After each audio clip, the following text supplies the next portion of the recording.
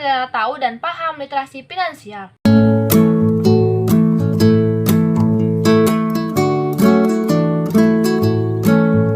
Banyak yang beranggapan bahwa para generasi milenial memiliki tingkat literasi finansial yang cukup baik. Padahal faktanya justru berkata lain.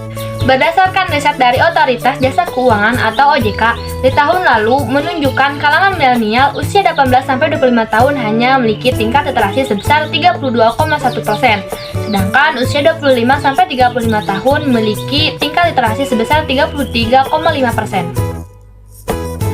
Kepala Departemen Literasi dan Inklusi Keuangan, Otoritas Jasa Keuangan atau OJK, Kristianti Puji Rahayu mengatakan, literasi keuangan di kalangan milenial masih terbilang rendah.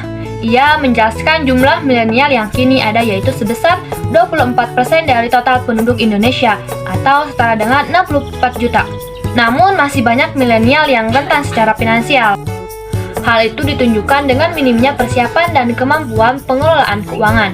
Di antaranya hanya 10,7% dari pendapatan yang ditabung oleh milenial. Lalu hanya 35,1% milenial memiliki rumah sendiri. Sedangkan 51,1% pendapatan milenial habis untuk kebutuhan bulanan. Kurangnya literasi finansial pada generasi milenial ini juga menyebabkan terjadinya banyak kasus penipuan investasi. Salah satu kasus penipuan berkedok investasi yang menyasar generasi milenial adalah kasus Jauska. Pada awalnya merupakan akun media sosial yang sering membahas seputar literasi finansial, terutama bagi generasi milenial. Lantas, Jauska berkembang menjadi perusahaan financial planner. Mereka menjalankan kegiatan penasehat investasi melalui perusahaan investasi yang terkait dengan Jauska. Kasus penipuan berkedok investasi dari bermulai ketika Jauska dianggap mengarahkan kliennya menandatangani kontrak pengelolaan rekening dana investor atau RDI dengan perusahaan yang berafiliasi dengan mereka, yakni PT Mahesa Strategis Indonesia atau MSI, terkait pengelolaan dana investasi. Belakangan diketahui, MSI merupakan perusahaan yang sahamnya terafiliasi dengan Jauska. Dalam perjanjian tersebut, salah satu klausulnya memberikan kuasa pada MSI untuk melakukan penempatan dana ke sejumlah portofolio investasi. Dalam perkembangannya, dana investasi para klien tersebut dipakai untuk membeli beberapa saham dan reksadana. Salah satu pembelian saham PT Sentral Mitra Informatika Tbk LUK yang kemudian menjadi masalah. Nilai-nilai dari portofolio tersebut anjlok, terutama saham LUK. Mengenal insiden trading dalam kasus Jauska, Jauska lantas dilaporkan oleh kliennya atas tuduhan penempatan dana yang membuat kliennya merasa dirugikan. Selain itu, dalam kasus ini terdapat unsur insiden trading dalam pengelolaan dana investasi. Adapun kerugian yang dialami para klien Jauska ini disinyarirkan mencapai miliaran rupiah. Well, agar tidak menjadi korban penipuan semacam ini, tentunya generasi milenial harus memahami apa itu literasi finansial dan manfaatnya.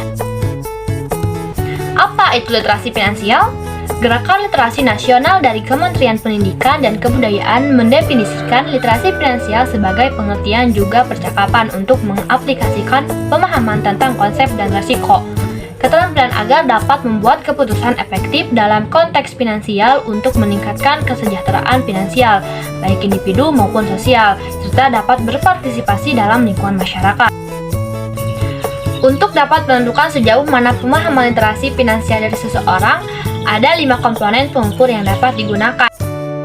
1. Berapa banyak yang kamu dapatkan termasuk penghasilan tetap, pendapatan lain, investasi atau pekerjaan sampingan, dan pajak yang harus dibayar. 2. Bagaimana cara menabung dan berinvestasi termasuk membangun dana darurat serta menyisihkan uang untuk tujuan finansial, jangka pendek maupun jangka panjang. 3. Bagaimana cara meminjam uang dengan bunga serendah mungkin dan bagaimana membangun kredit yang baik dengan kebiasaan pembayaran cicilan tepat waktu. 4. Bagaimana cara melindungi uangmu melalui asuransi dan tahu cara menghindari penipuan. 5. Bagaimana pengelolaan pengeluaran dengan bijaksana melalui budgeting dan membandingkan harga saat berbelanja.